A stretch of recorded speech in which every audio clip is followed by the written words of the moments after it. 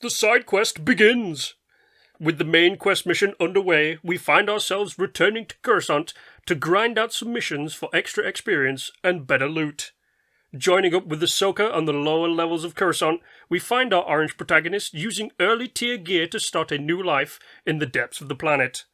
Literally stumbling upon two unimportant and bland side characters, Ahsoka is dragged into a boring side quest that only gives out a small amount of experience and no decent loot items. Will Ahsoka find any decent quest with nice tiered loot, or will she be stuck in side quest hell?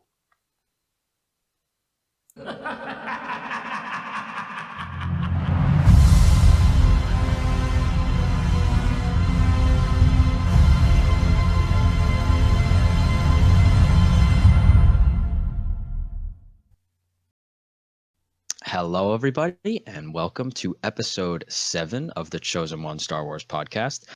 Today, we are going to be reviewing episode 5 of the Clone Wars season 7, titled "Gone with a Trace."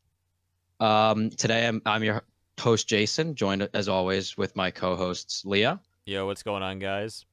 And Captain. Kazar!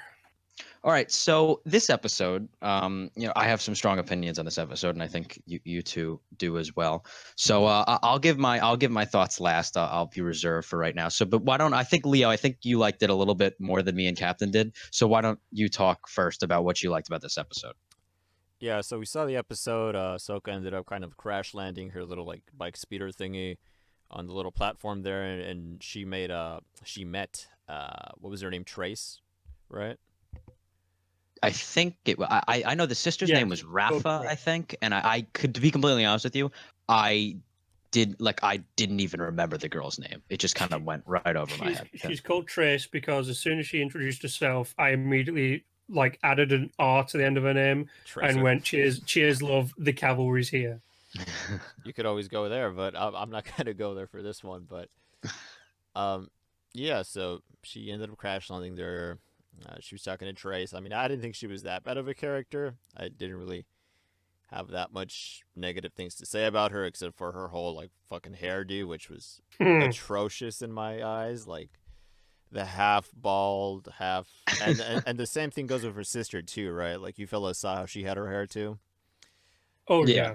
And I was like, I'm not feeling it. Like, but it's like Trace had like what looked like I think the best way to describe it is a front perm that was shaved from like a quarter of the way from the back of her head, and the sides were gone. She just had like 3/4 of a front perm is probably the best way to describe it.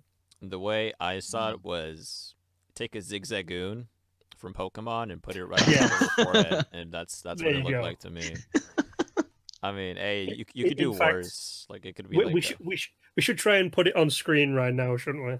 Yeah, we'll timestamp this moment. Yeah, put it in an editor. Hashtag me. Look for this voice spike. That's where you know where to put it.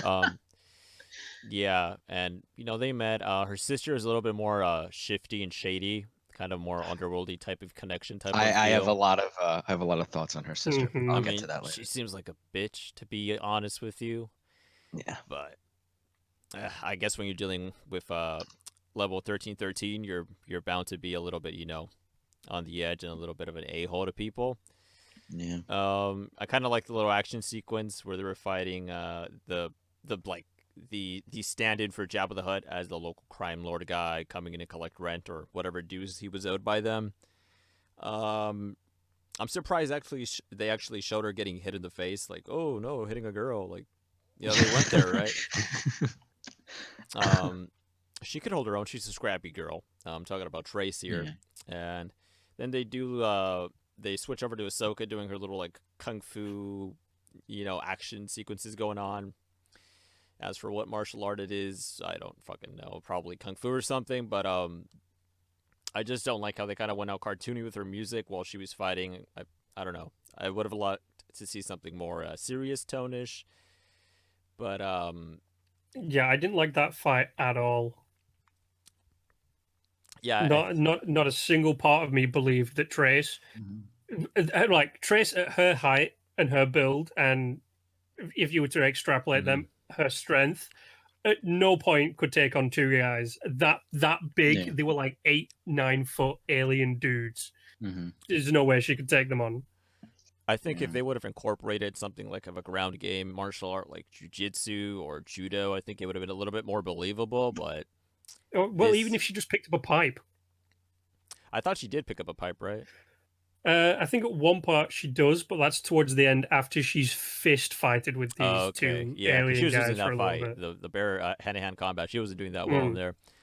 That like demolition droid, I thought that was a nice little side quest, and I think like the whole episode. yeah, I was about to bring that up. One of you said like the whole episode is a side quest. I'm like, yeah, it pretty much is a side quest. And what else? Yes, and at no point during this episode will I be writing out what I do for the beginning of the episodes, where I've named this thing "The Side Quest Begins." I have not done that whatsoever. So, Leo, do you have any more thoughts you want to touch on before we go over to Captain? Final thoughts. I mean, I wasn't expecting a lightsaber to come out because she's trying to stay, incognito. I would have liked to seen it though, and she did end up using the Force. And methinks that little kid who saw is probably gonna blabber his mouth to the wrong person, and well, there's gonna be repercussions later. But besides that, yeah, that's about the all for me. All right, so Captain, you want to give some of your thoughts? Yeah, this episode can screw itself. Seriously, we don't need this episode. Agree. Like, if at the end, when all the episodes have come out, if you were to put all of them back to back to like into a movie, like a full all of them into one video, this, unless they find a way within the next episode or two to tie it into the main plot, like with with the character Trace tie her into the plot. Trace's self-centered, egotistical bitch of a sister. If she ends up getting into trouble that Ahsoka then tries to help her out of, which then gets the attention of the Jedi that apparently the people on level 13 have been told weird, funky stories, which doesn't make sense because we know from previous, like the Ahsoka one where that weird, super long jumping alien steals that lightsaber and she goes on the thing and learns patience from the old Jedi dude. Oh, we know that there are Jedi on lower levels that, police lower levels. So why people have been told this kind of stuff that Jedi ass. I'm just going to make noises for that. That's probably the best way to describe it. But I didn't get that. I don't understand why Ahsoka was trying to hide the fact she's a Jedi. It means nothing. It's not Order 66 territory. She's not hiding out from the Emperor. So Force-sensitive people are quite known and aren't persecuted. So, dude, she's trying to hide her midichlorians, dude. Come on now. Yeah, no, you got to hide that crack, man. You got to hide that crack. It's some potent stuff. Forget death sticks, midichlorian sticks. That hits hard. Midichlorian. Yeah, this entire thing was, and Leo stole my joke.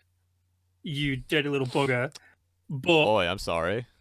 But it is literally just a side quest. When I was watching the episode, I thought that at some point we were going to go into like a sewer section and there'd be some weird mutated human people, and then you'd rescue a Wookiee and return the Wookiee. And, like, I mean, I was going to return him to Kashyyyk or something. No. Then you return the Wookiee to the Twi'lek that sent you down. If you've ever played the old Republic games, that is literally one of the missions. You go rescue, and I can't remember his name, but you rescue a Wookiee for a Twi'lek, and you have to go through like one of the lower levels of Coruscant.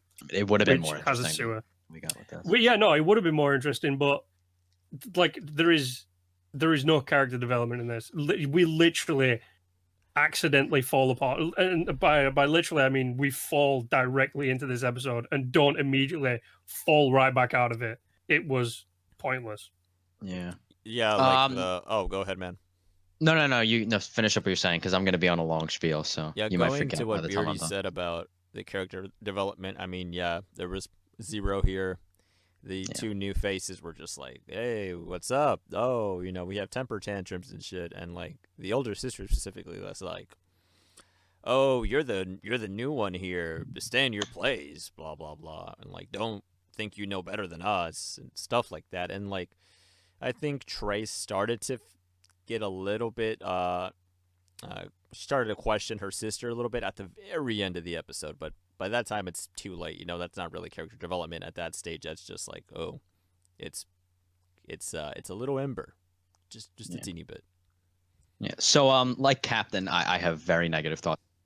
Just one thing, I mean, I completely agree with the side quest thing that you guys talked about. We didn't really get anywhere on the plot with this episode, but I just kind of want to relate it to real quick of episode 4, I believe it was, of season 1 of The Mandalorian, which is when Mando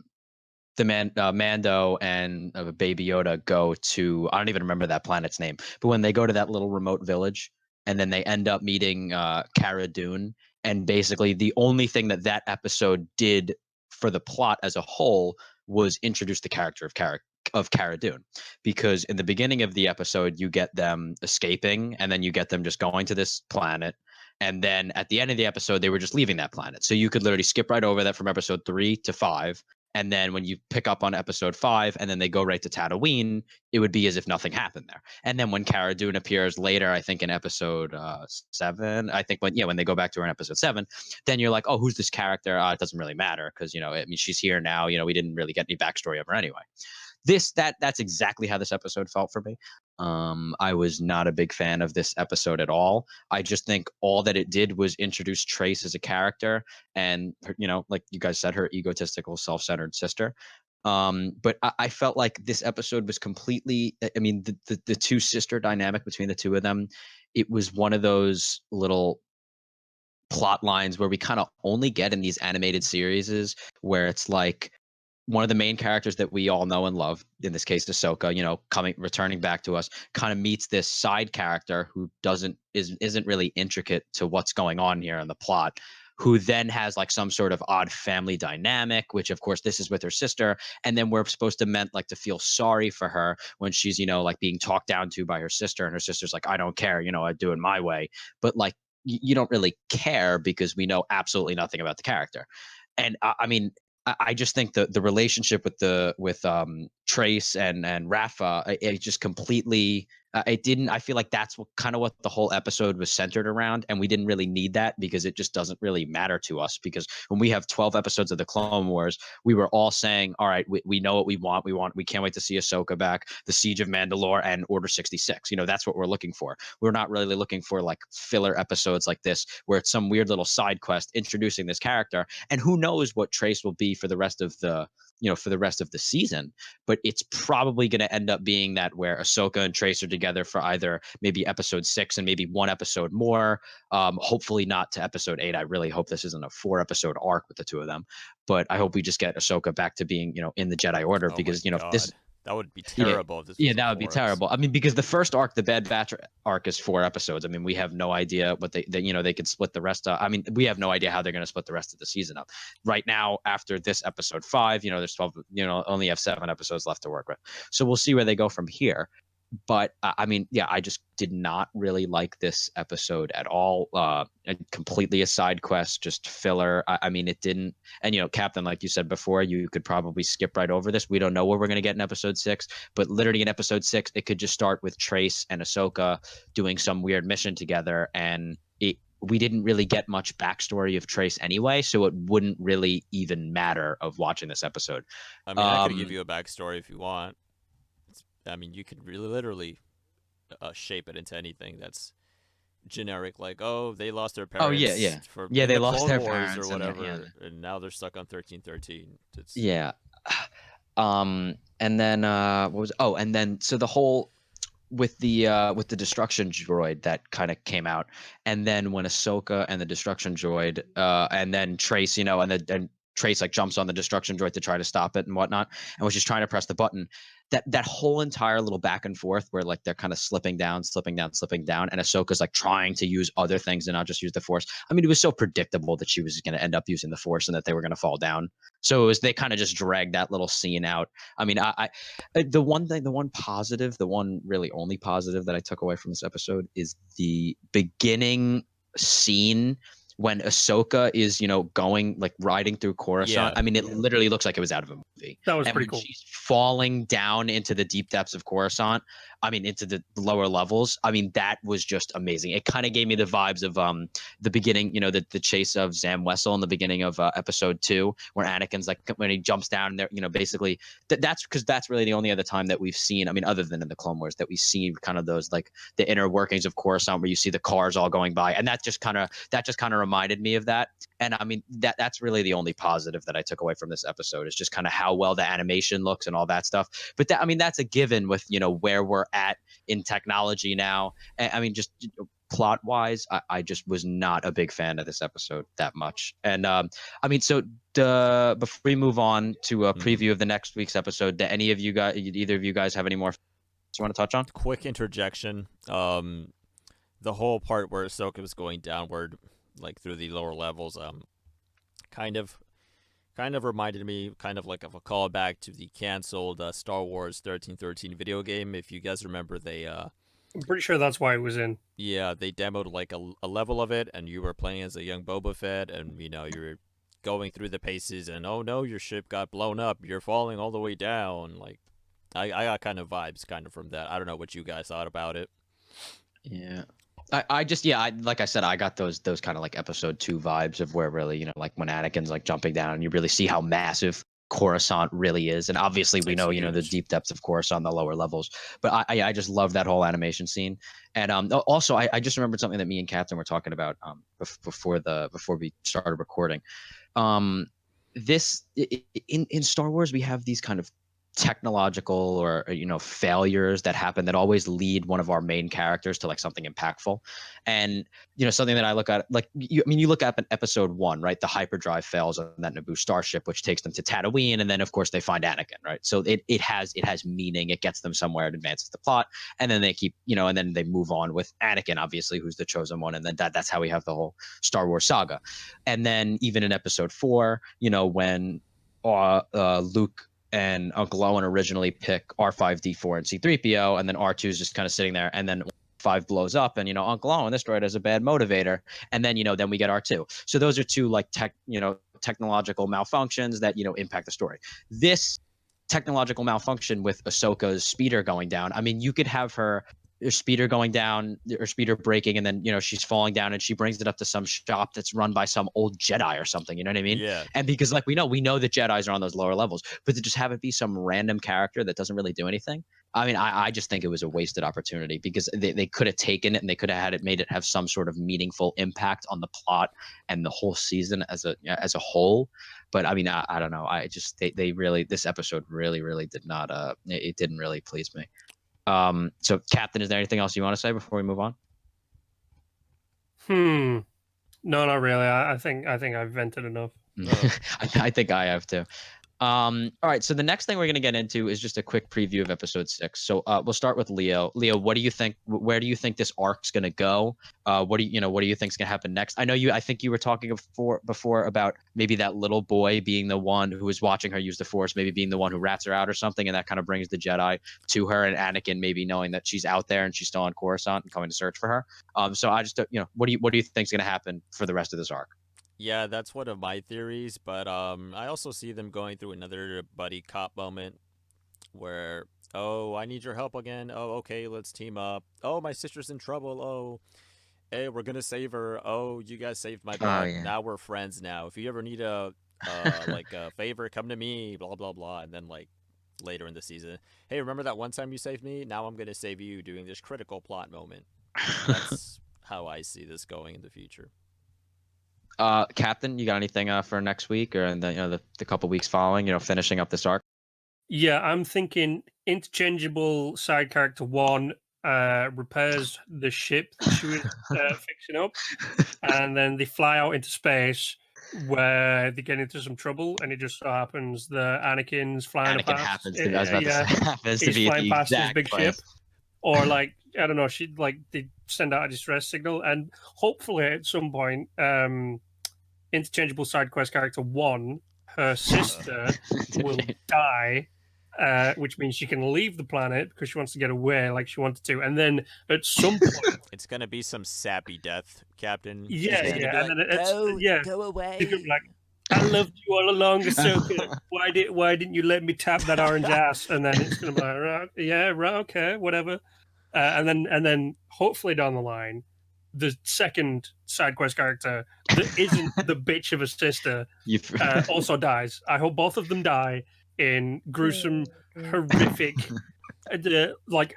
So do you know what? I want it to be off screen. I just want it to be off screen. How funny would that be? Just in the opening thing with Admiral Euron yelling, just like she died. It's like how she died. Interchangeable side character one has perished.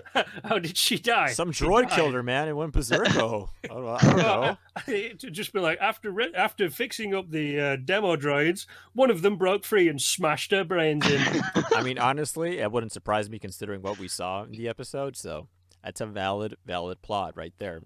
Yep, I just hope both of them die so we can get away from this and get back to the story. If any writers are listening, no point. Hire Captain. Yeah, there's nothing they're giving to us. If George Lucas or anyone like that who works there is watching, I will write an episode. Yeah. He will do it. If George Lucas is watching, we have much. If anyone who works on a Disney show that is dedicated to Star Wars, I will write a Star Wars episode where it's like you could set it in an alternate Star Wars universe if you wanted, like a parallel universe. Say it's not even canon or something. Yeah, so it's it Legends doesn't now, bro. Anything. Yeah, let me take a crack at a Legends episode, right? Because I love some of the stuff, and what will happen is in the end, everyone will die. That's some deep stuff right there. And like pretty much everybody, apart from one person, will just be a side character. And in every single episode, one person will die. We'll start off with a cast of 20 people, right? Mm. And there'll be at the end of it, only 3 people will live. My lord! It'll be like the Magnificent Seven, but with 20 people. It'll be like an episode of Survival Star Wars edition or something. But each episode, a certain amount of people die. And it has no meaning to it whatsoever, and we can just do it. So, like, we can hire actors that everybody hates, and then we can kill them off in gruesome ways whatsoever. And we will have actors that Captain. And then, but the main character has to be played by Sean Bean. So Sean Bean gets all the way to the end, doesn't die. And then, but everybody else around him died, apart from 2 other people. One person can, if you wanted to, we can also like have to be Sean, because Sean Bean dies in everything that he's in, apart from like 2 things, and that one of them's sharp and the other one's something else. But like, we can even use it as a way of like shoehorning in Rosario Dawson as Ahsoka, which is the thing coming up, which is a nice segue right there. But she can be in it, so she doesn't die. And screw it, the other person who doesn't die can be George Lucas, or Nick Cage. He can be like Mitsipidalik from the DC universe.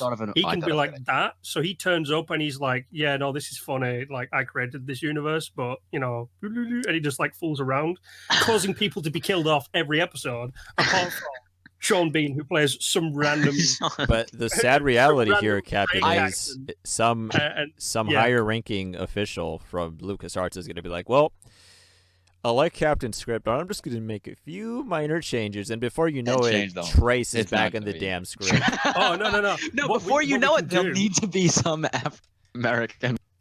Female side what we can do that is going to be have a woke haircut and make a massive impact on the story. Oh yeah, no, it's okay. We can write in kind of like a old hermit woman who thinks she's superior to everybody else and that everything she does is better than everyone else, and we can have it played by Kathleen Kennedy, and then 3 seconds into her appearance, she is killed immediately by woke feminism, a falling rock, a stray blaster bolt, a thermal detonator. We can have an entire episode dedicated to where George Lucas, his character, literally puts the entire episode on a time loop, and it's literally a 3-second time loop of just people dying, like Kathleen Kennedy being killed in various different things, to like where she's just been like eaten by a rancor or a sarlacc pit, stabbed by a Sith.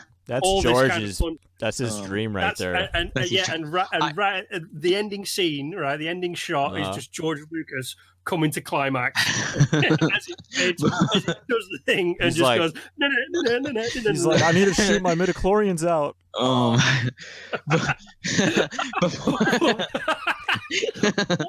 What a side tangent. Okay, so All right, before we move on to we're what off we were topic here. We're off topic. before we move on to what we were actually supposed to Sorry, talk about, everyone. that just made me think of an idea. So how about we have a brand new Star Wars story that could, it could be unique to Disney Plus. I don't really care. I'd write it, and it would basically No, it could be a Netflix exclusive. Come on. It would basically be Nick Cage. Uh-huh. Obviously, Nick Cage. In National Treasure, Nick Cage steals the Declaration of Independence. So think of how many times think about how many times in Star Wars. I thought you said. Let me finish this. All right. Think of how many times in Star Wars we get the same storyline about like some Sith trying to steal the holocron with the Jedi's with the Force sensitive kids on it, right? In between Like the Cad Bane episode. Yeah. Every single we got that. I think we got that in Rebels. I don't really remember. I mean, I watched Rebels years ago. I don't really remember. I haven't I never rewatched it over on Disney Plus or something. But I just think that they're always trying to steal that holocron, right? Like Vader, somebody, and like Jedi Fallen Order, right? That's the most recent version of that same storyline we've got. So how about this is a Star Wars story, and they send in the greatest bounty hunter in the galaxy. Boba Fett is just nowhere to be found. I mean, he's not the greatest guy, the greatest bounty hunter in the galaxy, and it's played by Nick Cage. And his goal is to just go in and steal that holocron from whoever has it.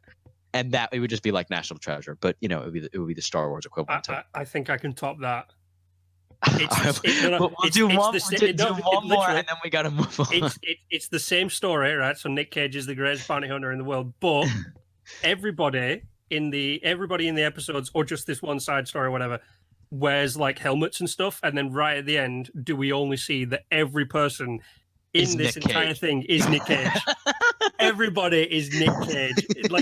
Like we just do what they do on the set of The Mandalorian, where it's that tiny little spot, and we can just have Nick Cage acting next to like a CGI Nick Cage with or just Nick Cage acting next to nothing, and we just put Nick Cages in, and to the point where like the final episode is Nick Cage has finally got the holocron, and he's like escaping, and a Jedi turns up with his hood up, and he takes the hood off, and it doesn't show his face, but it cuts to the bounty hunter, and it's just it can't be you. It's impossible. You're dead, and it cuts to the guy, and it's Nick Cage, and then he stabs him, and then we gotta move on. Then that's it. All right, so with that's a little bonus content for you guys, our random Star Wars stuff fantasies. But now we're gonna go into the big Star Wars news of the week that we got. That is so Rosario Dawson. I mean, I don't know about you guys. I'm personally not really familiar with her as an actor. I don't really know what she's done or what she's been in. Has been cast as Ahsoka Tano for Mandalorian season 2. I know this was really it. I mean, they're big rumors, and it's basically confirmed. I don't know if Disney has come out and said yes, but I mean, this has massive implications because obviously, I mean, this is really a thing. The thing with Baby Yoda is there was nobody to be cast as Baby Yoda, so it was CGI, so they could keep it a secret. But think of like if Ahsoka just showed up and it wasn't spoiled for us by knowing that somebody was casted to play her. I wish we weren't robbed of that, of that like pure like emotion and shock that we would have gotten like we did with Baby Yoda. But it is what it is. It's all about the money. So they're getting more people in, to watch The Mandalorian by seeing, Ahsoka Tano is now going to be in live action.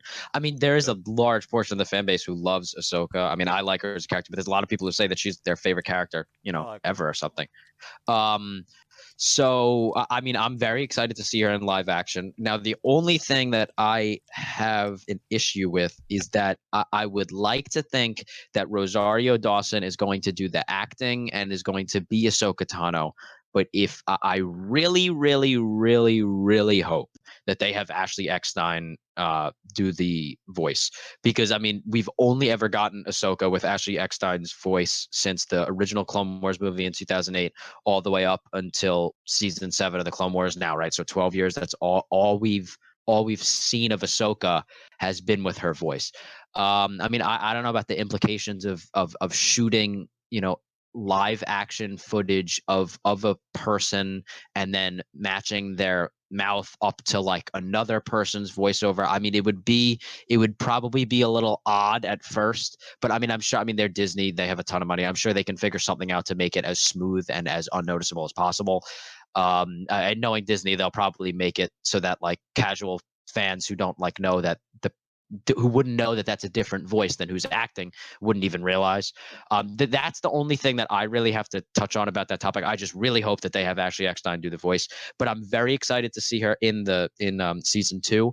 And then I also think that has major implications because that means that somehow Mando is going to be bringing Baby Yoda to some Jedi somewhere. And if the Jedi is Ahsoka and maybe Ahsoka reunites, I mean, they could go, there's an endless amount of ways that they could go at this. But I mean, this means that, I mean, season 1, other than, what we got at the end of, for anybody that hasn't watched, we won't spoil it. But if you've watched, you know exactly what we're talking about. So there's really no need to actually blatantly say it. Besides the item or the object that we saw at the end of episode 8 of the first season of The Mandalorian, we really got no force, no lightsabers, nothing, none of that, which is so central to Star Wars. We got none of that. I mean, it was just really a bounty hunter show. And so, I mean, Captain, I don't know if you want to talk about quickly on what you think of the implications of having Ahsoka in here, and what you think of how they're gonna, if they're gonna use Ashley Eckstein or not. Why don't you just give some of your thoughts on this news? I think the major thing to take from this is that everybody on the planet, their spank bank will increase. I mean, damn, Rosario Dawson is fine, but as it comes to the implementation of the character, it's going to be quite interesting because right, A lot of people will be mad if they don't have timeline-wise. Ashley Eckstein voicing Well, see, her. So this is the thing. something. Timeline-wise, where does the Mandalorian? Because the Mandalorian picks up after I think it's like episode 5 years 6. after 5 years after the Return of the Jedi, or something. We know that Ahsoka is still alive because I believe in the end Yeah, of in Rebels the we end of Rebels, she see turns her. up. She's the Yeah, we White see Jedi. her, and it's like and that's like in between episodes So 6 and 7. I think that's how they'll get away. No, I think that's how they'll get away with it because it's Ahsoka now technically in her 30s, early Yeah. 30s, maybe late 20s, early 30s. So she would have a much deeper, maturer voice. Well, I don't And know. there is one thing we can say about Rosario Dawson. Damn, she's mature. Yeah. So, Leo, I don't know if you have any comments. Seen The Mandalorian? If you just like, if you have any ideas on the implications of that or what it could be. Obviously, some of the major plot points just because they've been spoiled thanks to the internet. But if you have any things to touch on before we wrap up here. I don't think he does because he's currently eating. Oh, okay. Yeah, did you not see so that? Well, do you know I what? I just realized that's with because I've seen the concept art of Rosario Dawson dressed as Ahsoka Tano. Mhm. I don't think they will bring in the voice actor that plays Ahsoka at the minute. Really, I feel like they will because fans are gonna get very upset. See, yeah, fans would be upset, but I mean, Disney doesn't care about the fans. We all know that. yeah, as long as Disney makes money, that's all that Disney cares about. But I think because of like the time frame that it's set in, they will get away with it. I think Rosario Dawson will, if they are using her voice, she will try and get as close as possible as she can to the current voice actress for Rosario Dawson, which is fine, I guess. But the live there's only two ways they can do it. She'll just have her own voice and she'll speak as she is, or maybe like try and put on an accent, or they will just have the current voice actress just like dub over her lines, which might make it a little bit funky because dubbing over lines is hard. Yeah. I don't think they're gonna get her to dub the voiceover. I think it's a money thing, and they just want to make it. If I'm in their shoes, I want to conserve money. I'm not gonna hire the original actor. because then it comes into a whole CGI thing. You're doing the Yeah, the it would be. ad-libbing, Yeah, it would be weird. and we don't know if she's going to try to make it her own character or be a carbon copy. When you have Yeah. Batman, he's a very good example. Every single actor who's done Batman kind of does their own take on it, right? You got Mhm. Bell with the I'm Batman. Yeah, And then you let's have- ignore throat cancer. The guy. Let's Yeah. let's. And then you have Ben Affleck, and then now you have the what's his name, Robert Pattinson. He's going to do his own thing with Shovel Batman. face. Yeah. So we don't know what approach she's going to take, but she is fine. Damn right, she's fine. All right, so yeah, so that does wrap it up for today's episode. Thanks as always to all of you guys for tuning in, and next week we'll see you guys delivering our review of season 7, episode 6 of the Clone Wars. And all right, so we'll see you next week. Toodles. Arrivederci.